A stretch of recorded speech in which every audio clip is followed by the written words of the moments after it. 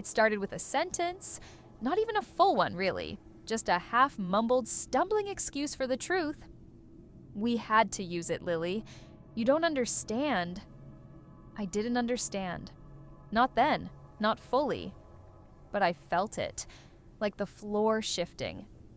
Beneath me, subtly at first, then violently. It was a summer evening, warm and too quiet. The kind of quiet that prickles your skin because something isn't right. I stood in the kitchen, still holding the edge of the counter like it might hold me back from falling into something I couldn't climb out of. You mean the college fund? I said, though I already knew. Mum avoided my eyes. Dad exhaled like he'd been waiting for this conversation to end before it even began. It was for Emma, her course. Was more important than mine? I cut in. They didn't answer. That was answer enough. I tried to do the math in my head. Years of saving. The birthdays I skipped parties to revise. The weekends I worked part-time while Emma floated in and out of hobbies like she was trying on personalities. I'd said no to so many things. Because I thought, stupidly maybe, that this was the plan. That if I kept my head down and did everything right, it would all pay off. Instead, it had paid for someone else. You could reapply next year, Dad offered, his voice flat, like we were talking about train delays. Mum looked hopeful. Maybe take a gap year, work a little, travel. It's not the end of the world, love. But it felt like it. It was the end of a world. My world. The one I'd built in my head every time I said no, every time I told myself, later, you'll get your turn. I kept thinking someone would step in, say, wait, we made a mistake. You matter too? No one did. I went upstairs and closed the door. I didn't cry. Not yet. I just sat on the edge of my bed, staring at my suitcase. It was still there from our trip last month. I hadn't unpacked. I never liked unpacking. I liked the idea of being ready to leave. It's strange what betrayal sounds like. It's not loud. It's not dramatic. It's soft. It's quiet. It wears the voice of people. You love telling you that your dreams can wait because someone else's dreams can't. I didn't sleep that night. I wrote instead. Wrote everything I wanted to say, but wouldn't. Everything that burned too deep to speak out loud. Then I folded the page and slid it into my journal. I didn't realize it yet, but that was the last night I'd live in that house. The last time I'd try to be the girl who waited. By morning, the air was thick with normalcy. Mum was in the kitchen humming to the radio like she hadn't torn something vital out of me the night before. Dad had already left for work. Emma was still asleep upstairs, probably dreaming of Freshers Week and dorm room Pinterest boards. I made tea, out of habit mostly. My hands were steady, but something inside me wasn't. I kept waiting for someone to say it was a mistake, that they'd talked through the night and changed their minds. But no one did. No one ever does. Mum looked up from her toast when I walked in. You okay? I nodded. I didn't smile. I know this is hard, she said cautiously, but things will work out. You'll see. I wanted to scream, not because she didn't care, but because she thought that was enough. She thought kindness after the fact was a balm for betrayal. I could see the guilt in her eyes, but it sat too lightly on her. She still believed I'd understand. That, I'd fold, like always. I'm going out for a bit, I said. All right, love. That was it. No questions, no suspicion. I could have been going for a walk or a coffee. In truth, I didn't even know where I was going. I just knew I was leaving. I'd packed light.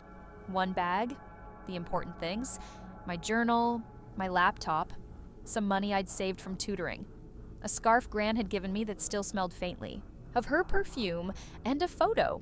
One of the three of us before Emma was born, Mum, Dad, and me when things felt simple, before sacrifice became expectation. I didn't leave a note. I didn't owe them that. I got on the train without looking back. The station was mostly empty, just the odd traveler with too much luggage or not enough sleep. I fit right in. The door slid shut with a soft hiss, and suddenly the world was moving, and I wasn't stuck anymore. It wasn't dramatic. No storm, no tears, no swelling music. Just the rhythmic clatter of tracks and the quiet in my chest finally making sense. I watched fields blur into towns, towns into city. And I kept thinking, this is what it feels like to choose yourself. Not just once, but finally. By the time the train pulled into the city, I had no real plan, just instinct and a pulse that felt louder than it had in weeks. I didn't know where I'd sleep that night, or what job I'd find. But I knew one thing. I wasn't going home. Not until I had something they couldn't take from me, something they'd have no say in. The first night wasn't glamorous. Hostels smell like shared air and borrowed time. My room had 4 bunk beds, 1 flickering ceiling light, and a girl from Manchester who'd already claimed the only working plug socket with her curling iron. I took the top bunk by the window, pulled my scarf over my face, and pretended the draft was just a breeze. It wasn't fear I felt. Not exactly. It was something sharper, alertness, maybe. Every sound was louder. The hum of traffic outside, the rustle of sheets, the sharp cough of someone down the corridor. It felt like the city was introducing itself in whispers, waiting to see if I'd last. The morning came gray and wet, like the city couldn't be, bothered with a proper welcome. I took that personally for about 2 seconds before reminding myself I wasn't here for sunshine. I spent the day walking. There's something about moving your body when your brain won't stop.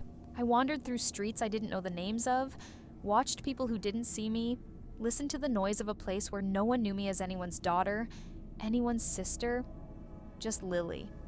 Or rather, just me. It was terrifying.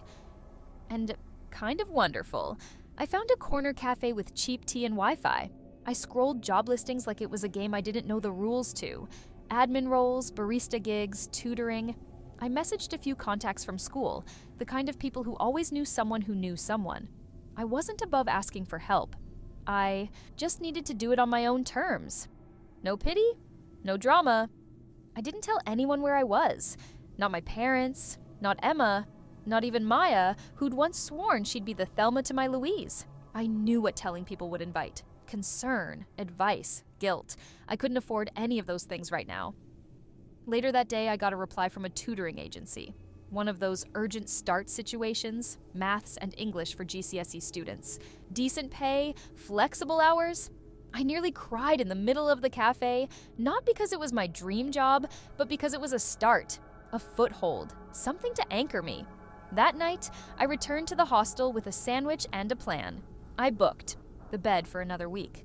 Not forever, just long enough to figure out the next step. I opened my laptop and wrote a to-do list like it was a sacred ritual. Get through the week, save everything, find a room to rent, breathe. No one tells you how quiet beginnings are. There's no fanfare, no dramatic monologue, just a girl on a bunk bed drinking lukewarm tea from a takeaway cup, determined not to be forgotten.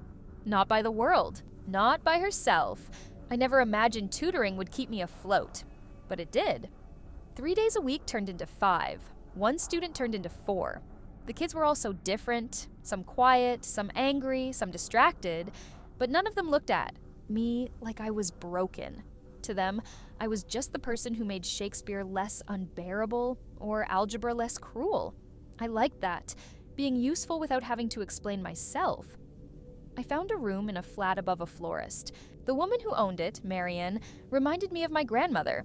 Sharp eyes, loud laugh, endless stories. She let the place to me cheap because I looked honest. I didn't correct her. I hadn't lied, exactly. I just hadn't told the whole truth, like how I'd left home with no plan, like how my family didn't even know where I was. The room was small, but it was mine. I painted one wall a deep blue, stuck up postcards from places I'd never been, and stacked my books in piles by the window. There was a kind of peace in it, a life that didn't scream or demand, just breathed quietly beside me. I worked. I saved. I studied at night, brushing up on courses I'd abandoned when the college fund disappeared. I didn't tell myself it was revenge anymore. I told myself it was survival, becoming the version of me I should have always been allowed to be. I thought about them. My parents, Emma, not every day, but often enough. I wondered if they missed me, if they regretted it, if they even realized that what they took from me wasn't just money, it was trust. It was the belief that I mattered, too. Sometimes guilt would sneak in late at night, wearing my mother's voice. "You're being dramatic. Emma needed it more. You'll be fine." And for a second, I'd ache. But then I'd remember the silence in their eyes when I cried, the way they looked at me like I was the problem for wanting something of my own. I wasn't angry all the time. That was the surprising part. The anger faded into something else, something colder and steadier. Purpose. I didn't need to prove anything to them, but I would prove it to myself. By the end of the year, I was no longer just surviving, I was choosing. I applied for a business program. I picked up freelance work helping small shops with social media and websites. I said yes to things, said no when it mattered. My life wasn't perfect, but it was mine. Built brick by brick with no handouts, no apologies, and no one expecting me to shrink for their comfort. And that, more than anything, made me feel alive. It was a Tuesday, just after lunch. The kind of day that felt like it could go on forever. I was in my flat, sitting on the floor, surrounded by papers, my laptop, and a pile of coffee cups. I was just starting to dig into the social media strategy for a local restaurant when my phone rang. The number wasn't saved. I didn't recognize the voice on the other end. "Lily?" It was a woman's voice, strained but warm. "This is Emma. I don't know if you'll even answer this, but we need to talk." I froze. My stomach dropped to my feet. I hadn't heard from Emma in over 2 years. Not a text, not a call, nothing. And now here she was, sounding like she'd just stepped into my life again, like nothing had ever happened. "What's going on?" I asked, trying to keep the edge out of my voice. I didn't know if I was more angry or just scared. Maybe both. I don't know how to say this, but Mom and Dad, they've gotten into some trouble. Financial trouble. Serious trouble, she said, her words tumbling out like she was desperate for me to understand something before it was too late. "They've been hiding it from you for months. I think they're... Why are you calling me?" My voice was sharp, the words falling out before I could stop them. "You left. You and Mom and Dad, you all left me behind. Don't pretend this is about anything else." There was silence on the other end, heavy and thick. Then a quiet, almost broken, "I know, and I'm sorry. But it's not about the past, Lily. They need you. We need you." I laughed, bitter. "Need me? Really? After everything, now you need me?" I know it's a lot to ask, but they're trying to fix things. They're trying to make it right. Please just come home. I don't know what else to do. They're falling apart. I leaned back against the wall, running my fingers through my hair, trying to breathe. Every instinct in me screamed to hang up, to walk away from it all. But something inside me, the part I didn't recognize, wanted to know. Wanted to hear what they had to say, even if it meant facing everything I'd worked so hard to escape. "Where are they?" I asked, my voice softer now. The words felt like a betrayal. To myself, to everything I'd built. But they were out there, hanging between us like a thread. "Just come home, please. I'll explain everything. I promise." The call ended, but I didn't move. I couldn't. My heart was still pounding, in my chest. A million thoughts hit me all at once, and none of them made any sense. Was I really considering this? After everything they'd taken from me, the life they robbed from me, without a second thought? But then I thought about the quiet nights in my flat, the loneliness that had crept up on me when I least expected it. My pride told me to stay angry, to stay away. But my heart, it just wanted answers. It wanted closure. Maybe deep down, it wanted a family again. Even if it wasn't the family I'd left behind. I didn't know what to do, not yet. But it was clear. This wasn't the end. This was the beginning of something I wasn't ready for. The drive felt longer than it should have. Every mile between me and that place, the house, the town, the people I used to call family, pulled on me like an anchor I couldn't shake off.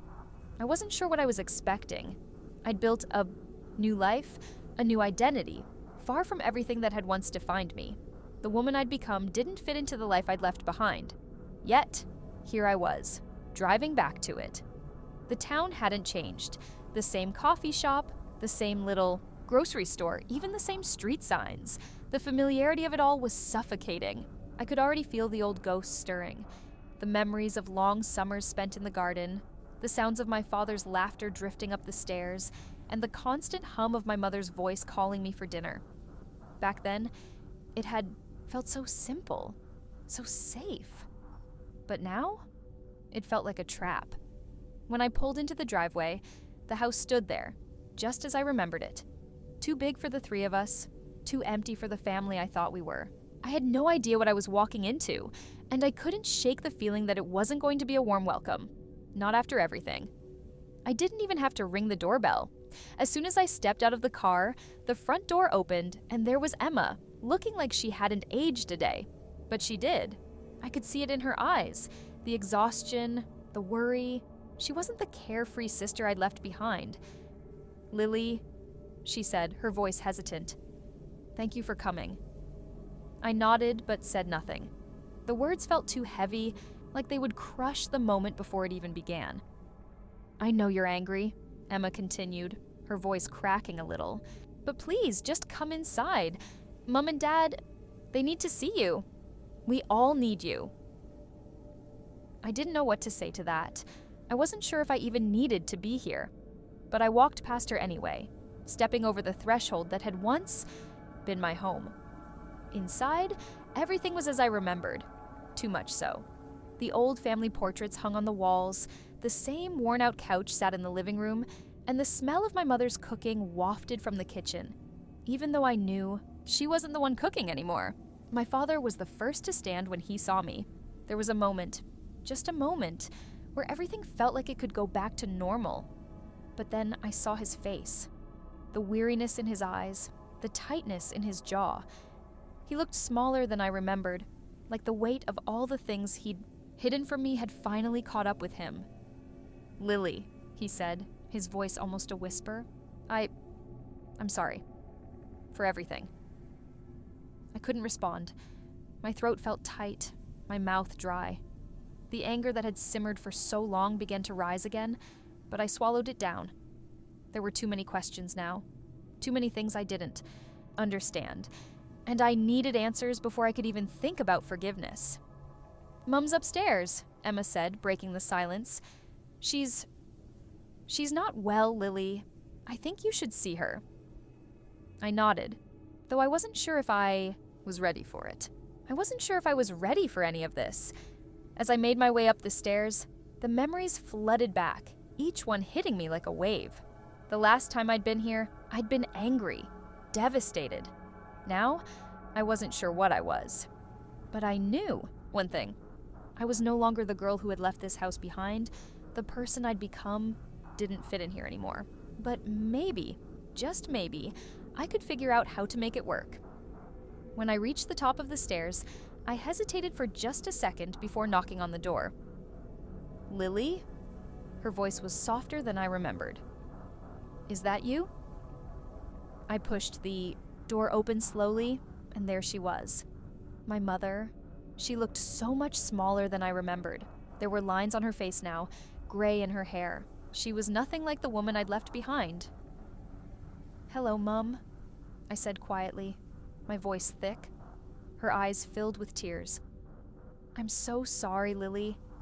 I didn't know how to tell you. I didn't know how to fix everything I broke." My mother's eyes, wet with unshed tears, were all too familiar. They reminded me of the woman who used to kiss my forehead before I went to sleep, who tucked me in every night with a warmth that now seemed so distant. But this woman, the one sitting before me, was a stranger. The years, the lies, the absence had changed her, and they had changed me too. "I don't understand," I said, my voice steady but filled with disbelief. "How could you do this to me? To us?" Her hands shook as she reached for mine, the desperation in her touch a silent plea. "Lily, I didn't want this. You have to believe me. We never meant for you to feel abandoned." Then why? Why didn't you tell me? My voice broke. I hadn't meant for it to, but the words had escaped before I could stop them. The pain was raw, too real. I thought I was protecting you, she whispered, her voice trembling. When your father lost his job, everything started to unravel.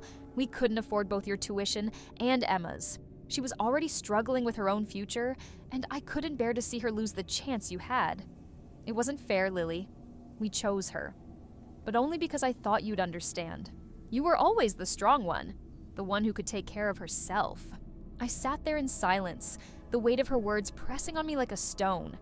Was that it? Was I just the one who could take care of herself? Was that the justification? Did you ever think about what I needed? What I wanted? I asked, my words sharper now, more deliberate. You took away my future to give it to Emma, and I never even had a say in it. I'm so sorry, she said again, the tears falling freely now. But I couldn't bear to watch Emma struggle the way you did. I wanted her to have the chance I couldn't give you.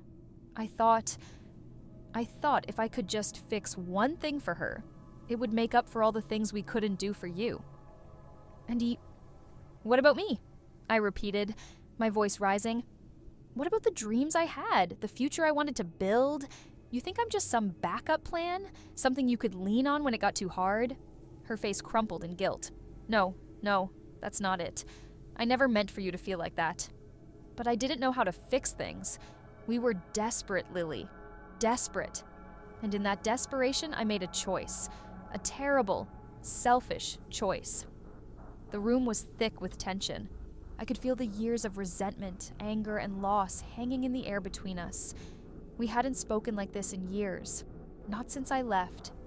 And I could see it now, the depth of her regret, the weight of the years she had spent trying to carry, a burden that wasn't hers alone to bear.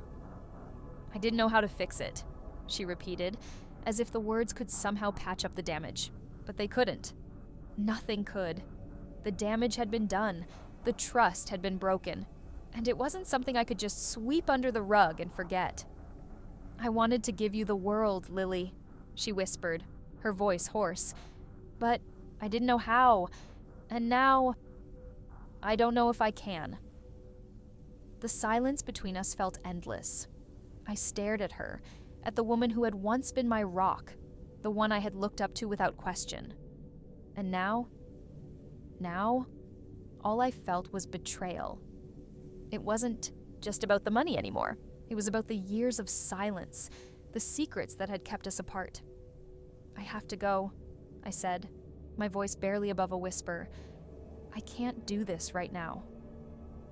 My mother's face crumbled, but I didn't stay to comfort her. I couldn't. I wasn't that girl anymore, the one who ran to her mother when the world fell apart. I had to be the woman who stood on her own. As I turned and walked out of the room, I felt the weight of her gaze on me, but I didn't turn back. I couldn't. Not until I'd figured out how to navigate the space between us, how to rebuild the pieces of myself that had shattered. As I descended the stairs, Emma was waiting for me. She looked up at me with that familiar, hopeful expression, the same one I remembered from all those years ago. The sister who had always needed me. But now I wasn't sure if I needed her, or if I even knew how to be the sister she wanted me to be. I don't know what to do anymore, Lily, Emma said, her voice small, vulnerable. I thought if we could just fix things with Mum, we could fix everything. But I don't know. I don't know how to fix us. I don't know either, I said quietly, but I'm not sure we can fix this. Not anymore. The air felt thicker than it ever had before, as though the weight of all the years, all the unspoken things had finally come to rest between me and Emma. I could feel the distance between us growing, widening, with every second I spent in that room, the sister I once shared everything with, the late night talks, the secrets, the laughter, now felt like a stranger. We had both changed, but not in ways that could be easily reconciled. I never asked for any of this, Lily, Emma said, her voice shaking. I didn't want things to be like this.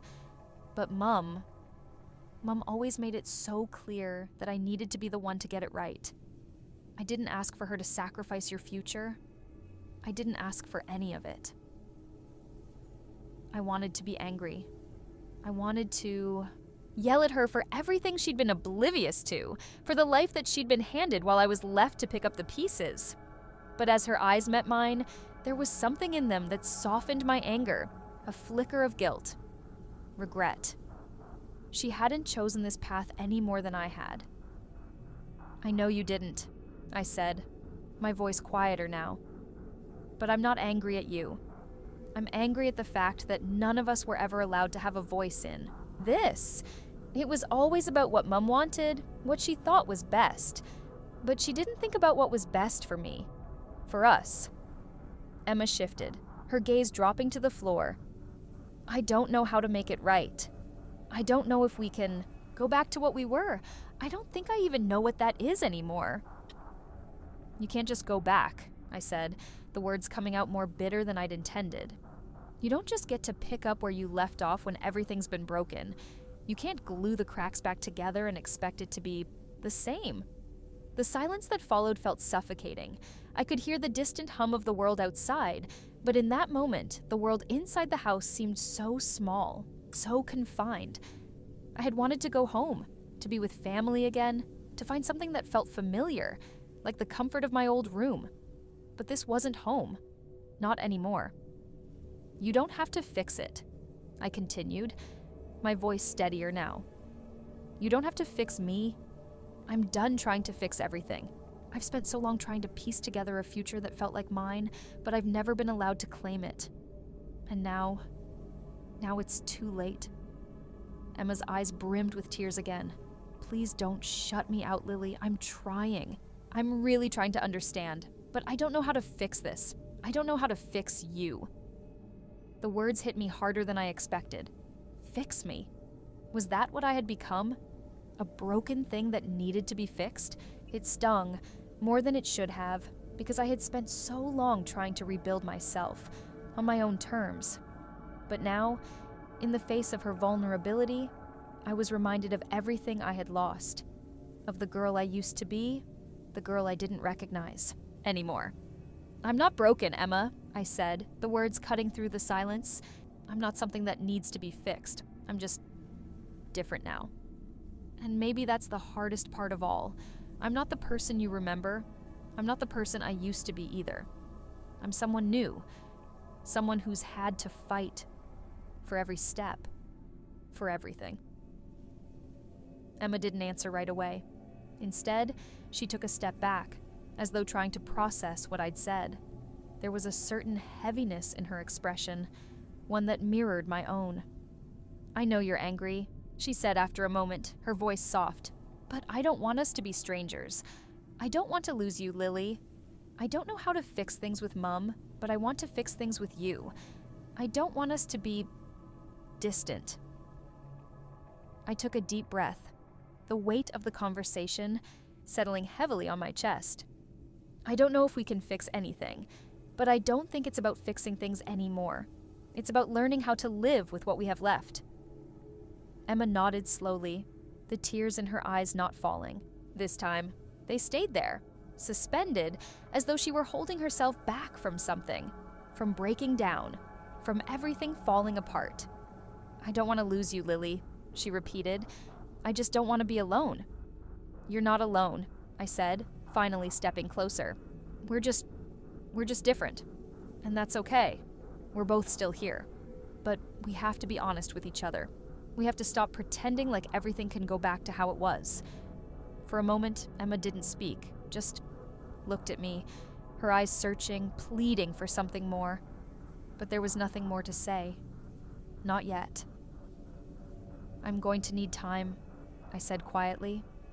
But I'm here. I'm not going anywhere. Not yet. I turned to walk away, but before I did, I felt Emma's hand on my arm. Her touch was tentative, almost unsure, but it was there. I don't know how we move forward from this, she whispered, but I want to try. I looked at her one last time, then nodded. So do I. As I left the room, I could still feel her gaze on me, but I wasn't sure anymore if that gaze was one of hope or resignation. Maybe it didn't matter. What mattered now was that we had both said what needed to be said, no matter how hard it was to hear. And for the first time in a long time, I wondered if we could ever really go back to being sisters again, or if we were too far gone to find our way back to each other. I couldn't sleep, not in that house, not with the tension hanging in the air like a cloud waiting to burst. The bed felt too familiar, too small, as though I could never fit in the life that used to belong to me. The sound of the house settling, creaking, groaning, reminded me of all the things we had avoided for too long. My parents' voices, muffled from downstairs, didn't offer any comfort, no warmth, no reassurance. They were just words. Empty words. The memories I'd buried deep inside me, the ones I thought I could leave behind, kept resurfacing. The way they looked at me when I was younger, like I was supposed to be everything they'd imagined for me. The way their expectations had crushed me, shaped me into someone I wasn't sure I even recognized anymore.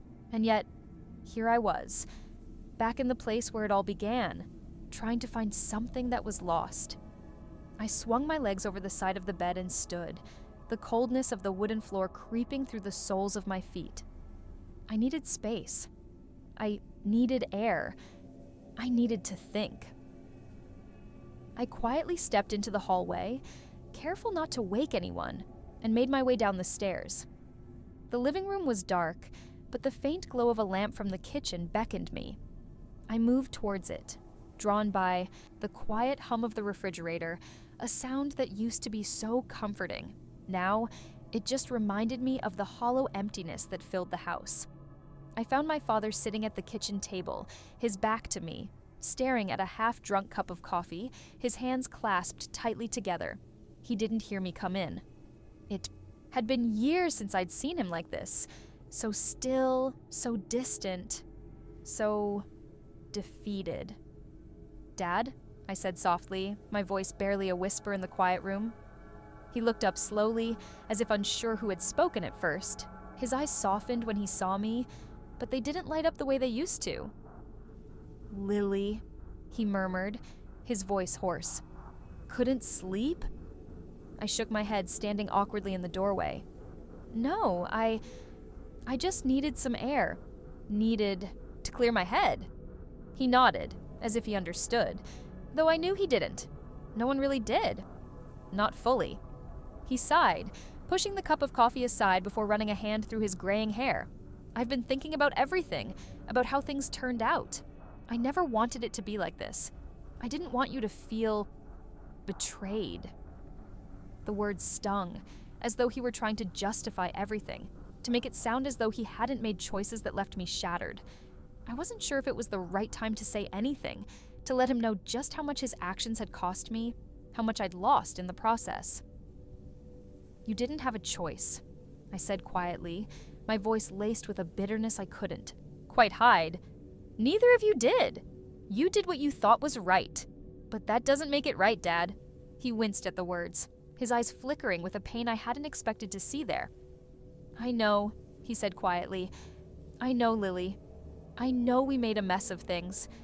But the one thing I need you to understand is that it was never about you. It was about survival, for all of us." "Survival?" I repeated, my voice rising a little. "Is that what you call it? Sacrificing my future for Emma's?" "I didn't want to make that choice," he said, his voice thick with emotion. "But your mother, she couldn't bear the thought of Emma missing out on the opportunities she never had. I thought..." He paused, clearly struggling to find the right words. "I thought we could make it work. That we could still give you both everything you deserved." "But you didn't," I said, the words coming out sharp like knives. "You didn't give me anything. You gave her everything, and I was just supposed to be okay with that." Well, I wasn't. I couldn't be. And that's why I left. I felt the weight of the silence between us grow heavy, suffocating. My father didn't speak for a long time.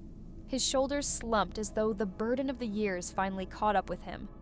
"I'm sorry, Lily," he finally whispered. "I'm sorry for all of it."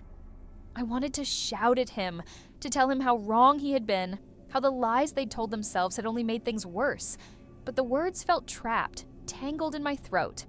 Instead, I simply nodded. What else was there to say? "I've been trying to move forward," I said softly, "but I'm not sure I can do that while still carrying everything from the past. I don't know how to fix what's broken." "Neither do I," he admitted, his voice barely audible. "But we can try, Lily. We can try to find a way forward. Together." For a moment, I just stood there, looking at him. I didn't know if I believed him. I didn't know if I wanted to. But in that moment, I realized something important. Sometimes, the past can't be fixed. Not really. And maybe it wasn't about fixing it. Maybe it was about finding a way to live with it. The next few days passed in a haze, each one blending into the next as I tried to adjust to being back in the house. I couldn't remember the last time I'd felt this disconnected from everything. I knew. The house was the same, yet it felt different, almost foreign now. The familiar creaks of the floorboards seemed more intrusive than comforting. The worn-out couch where we used to sit together as a family now seemed like a reminder of everything that had gone wrong.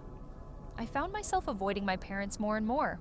They tried to speak to me, to patch things up, but every time they did, I felt like they were asking for forgiveness before they'd really acknowledged how much they'd hurt me, and I wasn't sure I was ready for that. Not yet.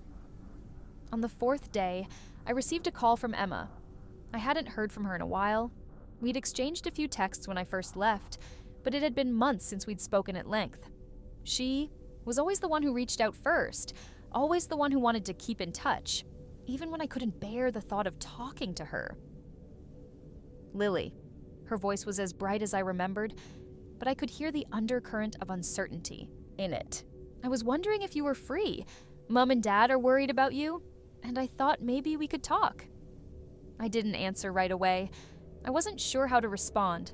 There was so much I wanted to say, so many things I hadn't yet told her, but I wasn't sure she would understand. Not fully, not the way I needed her to. "Lily?" Emma's voice brought me back to the present. "Are you there?" "Yeah," I finally said, my voice quieter than I intended. "I'm here." "Good. I've been thinking about you a lot. About everything that's happened. I know Mom and Dad are trying to make things right, but I don't know if it's enough. I don't know if they even understand what they've done." I leaned back against the wall, the phone pressed to my ear. I had always known that Emma was sensitive to the tension between us, even when we were younger. She could feel the cracks in the family, just as I could. But she never let on, never wanted to admit it. "I don't think they do," I replied, the words slipping out before I could stop them. "I don't think they ever will, Emma. I don't think they understand just how much they took from me, and I don't know if I can forgive them for that." There was a pause on the other end. I could hear Emma shifting, probably trying to find the right words, but I wasn't sure she could. How could she? She had always been the golden child, the one who got everything, the one who didn't have to fight for what she wanted. I wasn't jealous of her. I just resented the fact that she was always shielded from the harsh realities I had to face. "Lily, I know this is hard," she said quietly, "but maybe you're looking at it wrong. Maybe Mom and Dad didn't mean to hurt you. Maybe they just didn't know how to balance everything." I let out a dry laugh, though there was no amusement in it. "I don't think it's that simple, Em. They made a choice, and they chose her. I was an afterthought." Her voice faltered, the words not quite coming out the way she wanted them to. "I don't think they saw it that way. I don't think they thought they were taking anything from you. They just wanted to give me a chance. They thought they were doing what was best." I closed my eyes, letting her words sink in. I could hear the guilt in her voice, but I couldn't tell if it was guilt for herself or for me. Either way, it didn't matter. The truth was, I wasn't sure I could ever trust them again.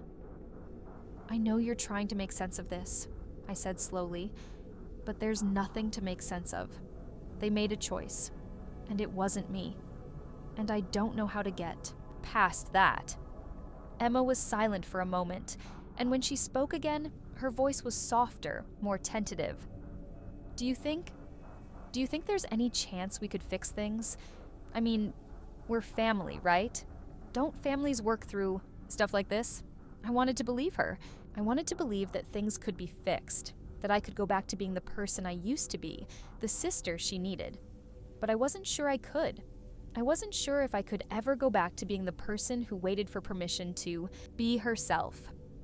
I don't know, Em, I whispered. I really don't know. She didn't say anything after that. The silence stretched between us, thick and uncomfortable, but it was also honest. And that, at least, was something I could hold on to. A few days passed, and the weight of the conversation with Emma hung over me like a storm cloud, heavy and oppressive. I had been waiting for the right moment to confront my parents, but every time I looked at them, I couldn't shake the feeling that nothing had changed. They were still the same people who had betrayed me, still the same people who had decided my future didn't matter as much as Emma's. The house felt smaller with each passing day. I could hardly breathe without remembering the conversations I'd overheard, the arguments between my parents, the constant reminders that Emma needed more, and I needed to understand. The past kept creeping into every moment, suffocating me. It was late one evening when I found myself standing in the kitchen, staring at the empty mug in my hand. I had been absent, lost in thought for hours. I didn't know what I was doing anymore, what I was trying to hold on to. I was trapped between the life I had once known and the one I had built for myself. The memories were too painful, yet they were all I had. I couldn't outrun them. I heard footsteps behind me, and I didn't need to turn around to know who it was. It was Dad. He had always been the one to reach out first, the one to soften the blows when Mum's words were too sharp. I wasn't sure if that was comforting or just another reminder of how little he had ever really understood me. "Lily," he said, his voice quiet but firm, like he was trying to make himself heard over the years of silence. "We need to talk." He felt the old, familiar rush of anger rising in my chest. Talk? After everything? I wasn't sure I had it in me to listen to whatever excuses they had for themselves. But I didn't say anything. I just stood there, feeling the heat of his gaze on my back, the weight of his expectations pressing down on me. I had never been able to avoid these moments, these conversations that always seemed to circle back to the same tired arguments. "Know you're upset, Lily," Dad continued, his voice thick with something I couldn't quite place. "And I know we made mistakes, but we did what we thought was best for everyone. It wasn't about choosing one over the other. It was about keeping this family together." I felt my jaw clench, my hands tightening around the mug. How could he stand there and say that? How could he act like all of this was for the good of the family when he had torn us apart? "Dad," I said, my voice barely more than a whisper. "You didn't keep this family together. You broke it. And you didn't even ask me how I felt before you made those decisions. You never thought about what I needed. Not once." He was silent for a long time, and when he spoke again, his voice was quieter, like the words were coming from somewhere deep inside him. "I'm sorry, Lily. I really am. But I want you to understand something. We did this because we believed Emma had the potential to do something extraordinary. We thought we could give her the chance we didn't give you. That was the problem, wasn't it? They had always treated Emma like she was the one who needed the most help, the most attention, the most resources. And in the process, they had overlooked me. I wasn't the one who needed saving, but they had never cared enough to see that. They had just assumed that I would always be there, waiting quietly in the background, ready to accept whatever crumbs were left for me. "You gave her everything," I said, finally turning to face him. "And I had to fight for every scrap of attention, every bit of recognition. And now, I'm supposed to just come back and forgive you? Like none of this matters?" Dad's face fell, a mixture of guilt and frustration crossing his features. "I never wanted to hurt you. I never wanted to make you feel invisible. You've always meant so much to me, both of you. But the truth was, those words didn't mean much anymore. They were just words. Words I had heard before. Words that had never really changed anything. The damage had been done. The years of neglect, the years of being told I wasn't enough, it had all led me to this point. "I don't know if I can forgive you, Dad," I said, my voice trembling slightly. "I don't know if I can ever forget what you did." For a moment, there was nothing but silence between us, the air thick with the weight of unspoken things. I wanted to say more. I wanted to tell him how much I had suffered, how much I had changed because of what they had done. But I couldn't. The words wouldn't come. Not yet. Finally, Dad sighed, looking older than I remembered. "I understand," he said softly, "but I hope someday you'll see that we only ever wanted what was best for you." I didn't answer. I didn't know if I ever could. The days that followed were quieter, but I wasn't sure if it was a sign of peace or just the calm before the storm. After Dad's words in the kitchen, I hadn't known how to respond. I didn't know how to fix everything that had broken between us, or if fixing it was even possible. Instead, I threw myself into work, the one thing that I could control, the one thing that felt solid, real, and free of expectations. The apartment I'd rented for myself had always been a symbol of independence, of escaping the ties that had once bound me to my family. It wasn't much, but it was mine. And for now, that was all I needed. I woke up early each morning and threw myself into projects, making contacts, building my career in ways I'd never thought I could before. I didn't just want to succeed. I wanted to prove that I didn't need anyone's help to do it. It was more than ambition. It was a need to assert myself, to finally show that I was capable of achieving something on my own terms. But despite the distraction, I couldn't shake the feeling of being haunted by the past. It clung to me like a shadow, lurking behind every decision, every success.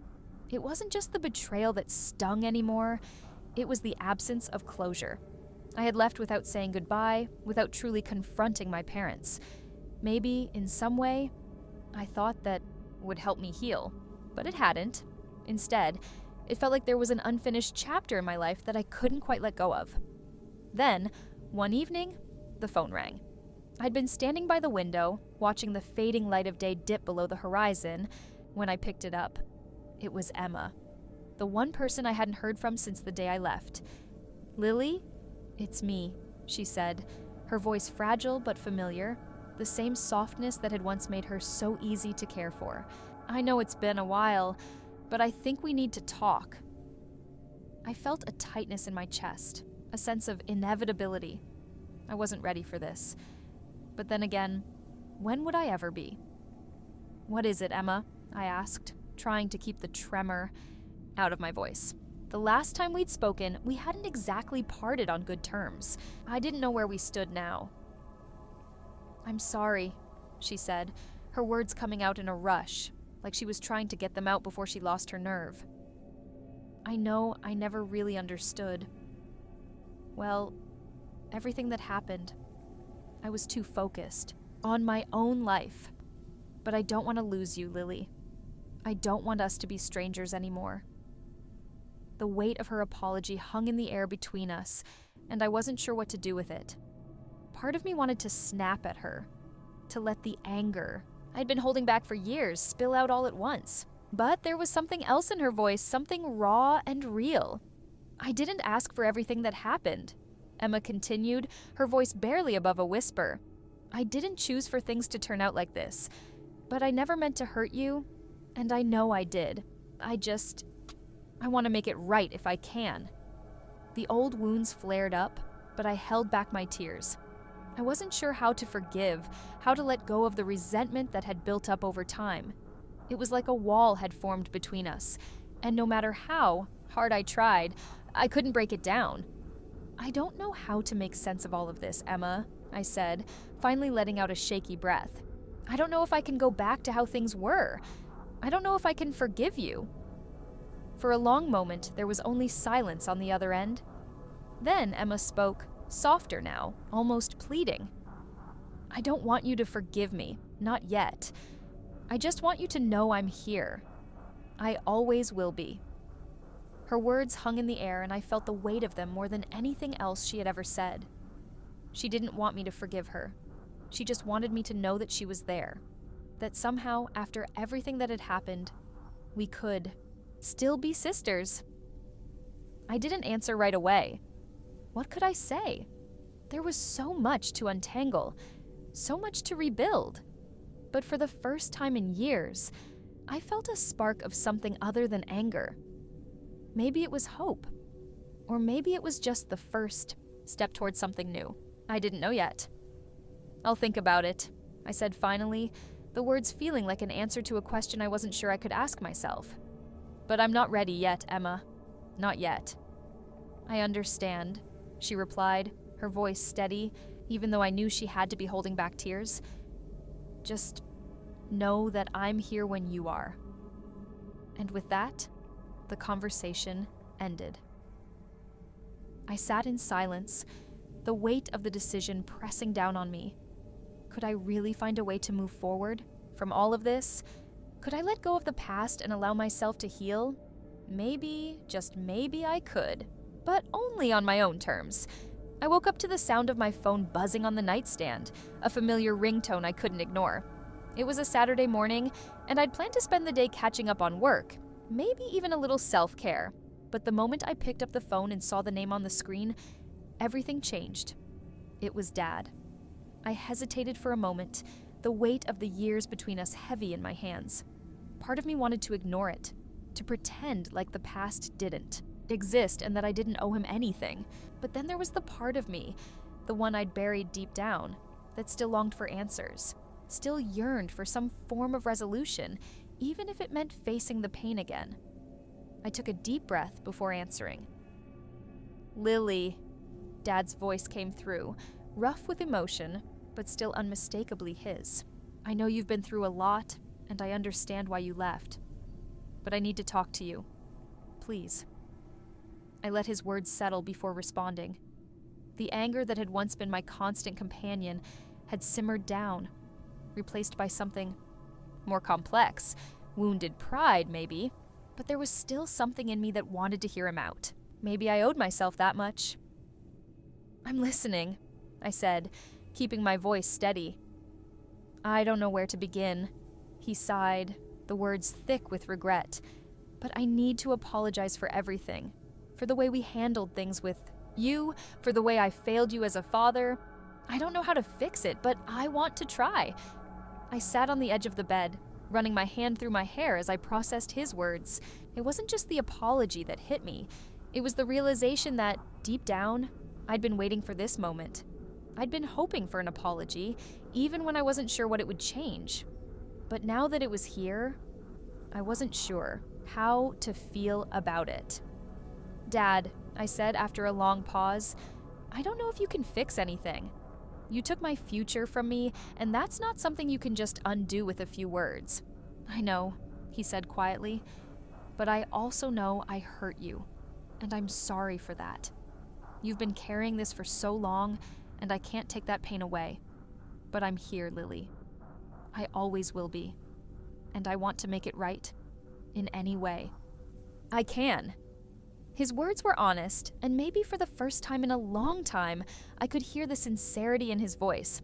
But did that change anything? Could an apology heal the wound of years lost, of a dream shattered? Could I, after all this time, let go of the resentment that had kept me distant from him? I didn't have the answers, and I wasn't sure if I was ready to forgive. But I knew one thing for sure.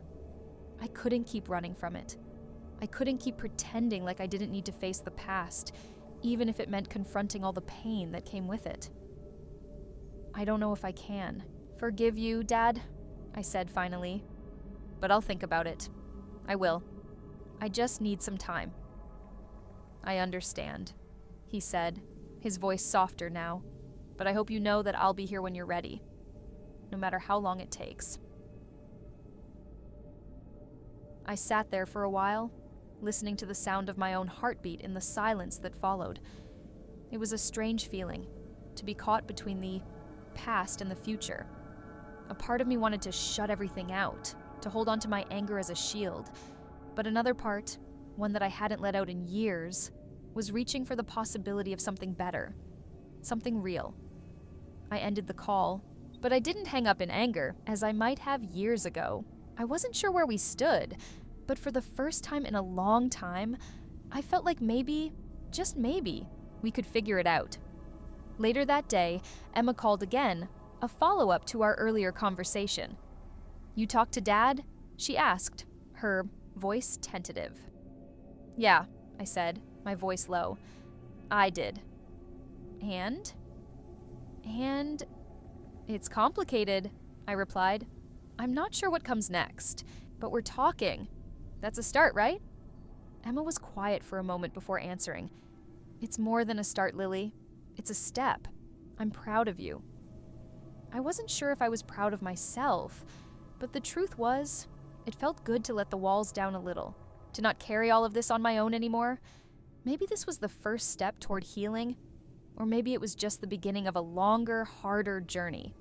Either way, I wasn't running anymore. For the first time, I could see a path forward, not just as the girl who had been wronged, but as the woman I was becoming. And maybe, just maybe, that woman was ready to face her past. It had been a few weeks since the call with Dad, and things felt different. Oddly heavy, like a layer of dust had settled on everything I thought I knew. I kept waiting for the world to shift, for some grand moment where everything would make sense again. But nothing came. The quiet that followed his apology felt more unsettling than any confrontation we'd ever had. I tried to focus on my work, but my thoughts kept drifting back to that conversation. Could I really forgive him? Could I let go of the years of disappointment, the weight of betrayal? I wasn't sure. I wasn't sure about anything anymore. That afternoon, I found myself standing in front of a cafe, staring at my phone. I had just received a message from Emma, one that simply read, "Dad's coming to the city this weekend. He wants to see you. Are you ready for that?" The question hit me like a punch in the gut. Ready? How could I be ready for something like that? I hadn't seen him in years, not since I'd walked out of their house, too angry to even look back. I didn't know what to expect. I wasn't sure what to feel either. Part of me wanted to refuse, to stay hidden behind the life I'd built without them. But another part of me, one I couldn't quite name, wanted to see him, to understand. If the man on the phone was the same man I remembered, the one who had let me down so completely. I glanced up at the cafe window, watching people inside as they went about their day. Their lives seemed so simple, so unaffected by everything I was carrying. I envied that. I wondered if I'd ever get to a point where I could move through the world without feeling like a stranger in my own skin. The phone buzzed again, pulling me from my thoughts. It was Dad. I hesitated for a moment before answering. "Lily?" His voice was tentative, like he was testing the waters, unsure whether to tread lightly or to dive right in. "I know this is probably unexpected, but I wanted to see if you'd be open to meeting this weekend. I don't want to push you, but if you're ready, I'd like to talk in person." I stood there staring at my reflection in the glass. I was struck by how much had changed, not just in me, but in him too. The man I'd known before was a shadow of who he used to be. And in some strange way, I had become a version of myself I wasn't sure I recognized anymore. "I'll think about it," I said, keeping my voice steady, even though I could feel my pulse quickening. "I need some time." "I understand," he said softly, his voice full of understanding I hadn't expected. "I'll be here when you're ready. Take your time, Lily." I ended the call and put my phone back in my pocket. I wasn't sure what had just happened. I wasn't sure about anything anymore. All I knew was that, somehow, I had to face him. I had to face the man who had shaped so much of who I was, and who I'd tried so hard to leave behind. But the truth was, I wasn't just facing him, I was facing everything I'd left unresolved in my life. The anger, the hurt, the expectations I'd grown up with, the weight of what I'd sacrificed. It was all coming to a head now. And maybe, just maybe, I was ready to face it, to see where it would take me. The weekend came faster than I expected. The city had that crisp, early autumn air, the kind that made everything feel like a fresh start, even if I didn't entirely feel ready for one. I'd been staring at the same spot on my desk for the better part of the morning, unsure of how to prepare myself. What does one wear for something like this? What do you even say when everything you thought you knew about someone has been erased, replaced with years of silence? I'd tried to make sense of it all, of how I ended up here, standing on the edge of what felt like an emotional precipice, but no answers were forthcoming. Instead, I found myself distracted by old memories, things I thought I'd packed away long ago. The smell of Dad's aftershave in the mornings, his laugh echoing through the kitchen, the way he used to tell me that anything was possible as long as you had the right mindset. How easily those words had come to him, yet now they felt like a lie. I knew the time had come. There was no more running, no more pretending that I could just keep living my life as if nothing had happened. I reached for my phone and saw the message from Emma. "Dad's looking forward to seeing you. Just wanted you to know that." I stared at the words for a long time. How was I supposed to feel? What did I want from this? There was a knock at the door. I wasn't expecting anyone. It was a different kind of knock, soft, hesitant. The kind you hear when someone's unsure whether or not they've overstayed their welcome. I opened the door, and there he was. Dad. He looked different. I don't know what I had been expecting, but it wasn't this. The lines around his eyes were deeper, his hair thinner, but there was something else too. Something that, for the first time in a long while, made him seem human again. He was no longer the figure I had once seen as an authority in my life, but a man who had grown older, perhaps wiser, certainly more fragile. "Lily," he said. His voice cracked as if saying my name after so many years held more weight than he'd anticipated. "I wasn't sure if you'd come." "I wasn't sure either," I said. It was honest, and strangely enough, it didn't feel cold. I hadn't expected to say anything like that. I hadn't expected to be so vulnerable. We stood there for a moment, neither of us knowing exactly what to do next. Then he stepped forward, a cautious hand extended as if he wasn't sure I would take it. "I'm sorry," he said. "For everything. I don't expect forgiveness, but I wanted you to know that I've spent these years regretting it, regretting losing you." I didn't know what to say. For years, I had been angry, so angry I couldn't even look at him, let alone hear an apology. But now, standing face to face with him, the anger didn't feel as sharp as it once had. Instead, it felt like an old wound, one that had finally begun to heal on its own. "I don't know if I can forgive you," I said, my voice quiet but steady. "But I'm here." He nodded, looking like he had expected this answer, but the sincerity in his eyes told me something else. He was trying to make up for the years, for the broken trust, for the family he'd torn apart with a few decisions. "I never wanted to hurt you, Lily. I hope one day you'll understand that." I stood there for a long time, staring at him, weighing my options. Maybe forgiveness wasn't something I could just give. Not yet. Maybe it wasn't about that. Maybe this was just the beginning of a different kind of relationship, one built on new terms, new boundaries. "I don't know if I can understand," I finally said, "but I'll try." We both stood there in silence, the weight of those words settling between us. It wasn't a resolution, it wasn't closure, but it was something I hadn't thought I would get from this meeting. It was a beginning. The drive back to my parents' house was quiet. The streets seemed strangely familiar, and yet everything felt new. I passed landmarks that had once meant something. Shops, parks, even the old diner where I used to meet Emma after school. And now they seemed irrelevant, distant, like they belonged to someone else's memory. By the time I reached their front door, my chest was tight, and I could feel the familiar unease creeping back in. It was almost like stepping back into the role I had played for years. The dutiful daughter, the one who kept her head down, tried to please everyone, the one who never asked too much. That girl had disappeared, but the world outside seemed to still expect her to show up. When I walked inside, I was greeted by the warm scent of dinner. My mother was in the kitchen, stirring something on the stove. Her back was turned to me, and for a moment, it felt like nothing had changed. She looked the same as she always had, soft, nurturing, maybe a little tired, but still so unmistakably her. "Lily," she said without turning around. Her voice carried a strange mix of surprise and hope. "You're here. I'm glad you came." "I didn't know what else to do," I replied, my voice thick with the weight of what I was feeling.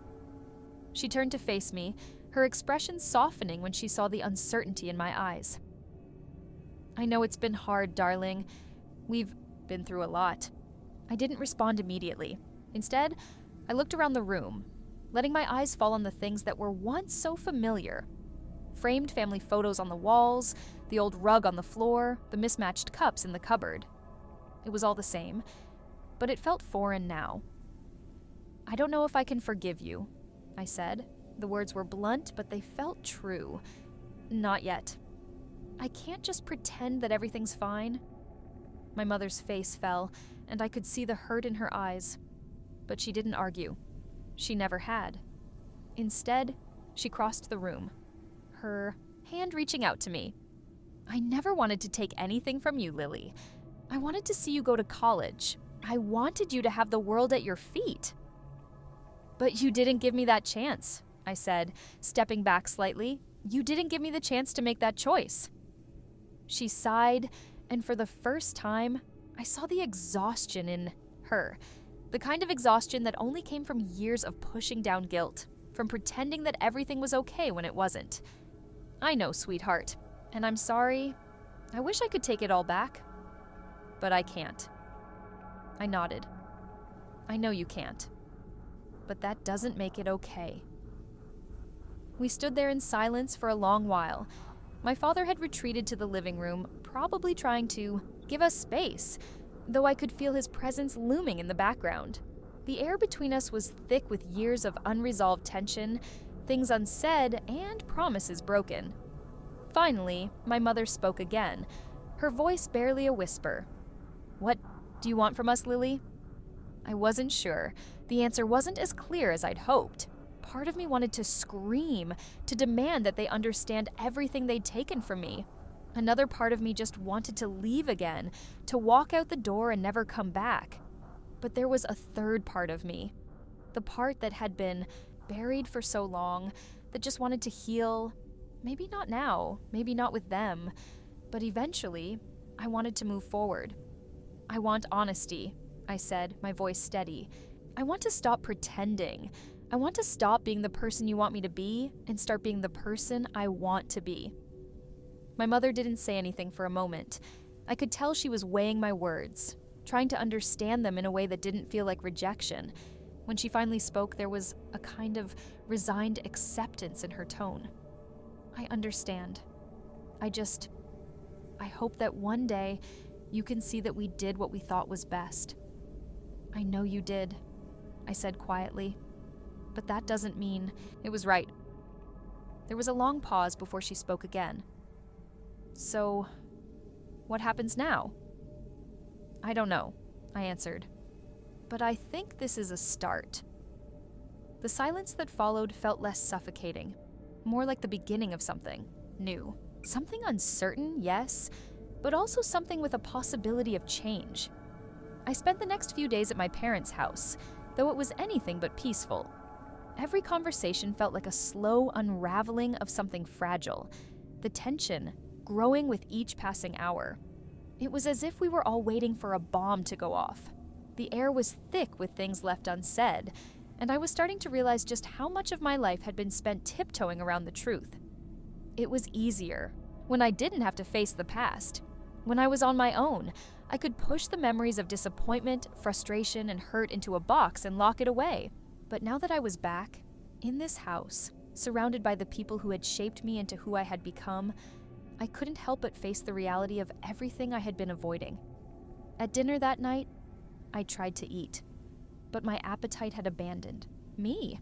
I couldn't focus on the food or the conversation. My mind kept circling back to the same question. Why did you do it? Why did they take my future from me, and for what? My father, usually quiet at meals, cleared his throat as he looked at me across the table. "Lily, we never meant to hurt you." "I know you didn't," I replied, my voice flat. "But the damage is done." He shifted in his seat, clearly uncomfortable. "I don't know what you want me to say, sweetheart. We made mistakes. But we did what we thought was right at the time. Your sister was in a tough spot. We couldn't leave her without help." "But you didn't even think about me," I countered, the words coming out sharper than I intended. "You didn't think about what it would cost me. You made the decision for me, without asking, without even telling me. It wasn't just money you took, it was my future." My father's face tightened. "We did what we had to do. You'll see, in time. I've seen it, Dad. I've seen the result." My voice shook with frustration, but I didn't care anymore. I needed them to understand. "I'm not some charity case. You didn't have the right to take that from me. I worked hard for that scholarship. I earned that. And you threw it away." My mother, who had been sitting quietly, finally spoke up, her voice trembling. "We never meant to make you feel less than. You've always been so strong. You were always the one who tried to make things right. We thought you'd understand why we did what we did, why we put Emma first." "I didn't understand then, and I don't understand now," I said, feeling the anger rising in my chest. "I've spent years resenting you both for this, and now that I'm back, I still feel that same resentment. I don't know how to fix it. I don't even know if it can be fixed." For a long time, there was nothing but silence. My parents looked at each other, their faces full of regret. They didn't know what to say, and I didn't know what I wanted from them. It was like we were all standing at the edge of a cliff, staring at the distance between us. Finally, my father spoke again, his voice softer. "We're sorry, Lily. We're sorry for everything." But even as he spoke, I realized that their apologies weren't enough. They couldn't erase the years of sacrifice that had been demanded of me, nor could they erase the bitterness I had carried with me. I wasn't sure if they understood the depth of the hurt, or if they ever would. But one thing was clear. I couldn't go back to being the person I had been. I couldn't go back to the girl who waited for permission to be something more. I stood up, pushing my chair back from the table. My parents both looked at me, their expressions a mixture of confusion and worry. "I can't do this," I said, my voice steady despite the storm brewing inside me. "I need to leave again. I need to figure this out on my own." "But Lily," my mother stood up too, her face pale, but I could see the panic in her eyes. "Please don't go. Not again. Please don't leave us like this." "I don't know how to stay, Mum," I said, my throat tight. "I don't know how to stay here and pretend everything's fine. I'm not that person anymore. I can't be."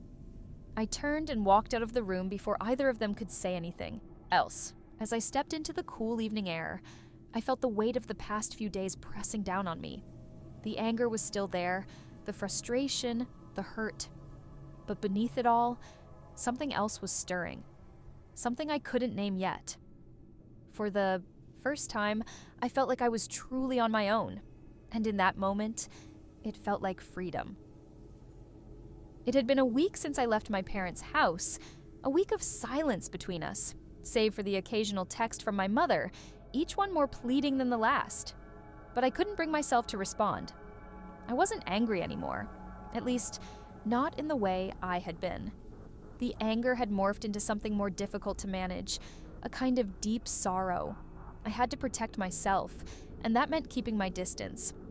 I had found a small apartment in a neighborhood I could afford, but not love. The walls were thin, and the heating system wasn't great, but it was mine. Every creak of the floorboards felt like a reminder that this was real, that I had created something from nothing. I was carving out a space for myself, and that was all I could focus on. I had spent so many years bending to other people's expectations, and now it was time to do something different. It was time to live for me. I spent the days buried in work, taking on freelance projects that kept me busy.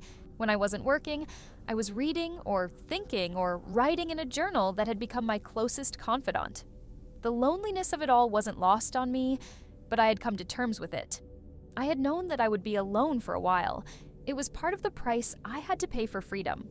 And at least now, when I was alone, I had my own thoughts to keep me company and no one else's.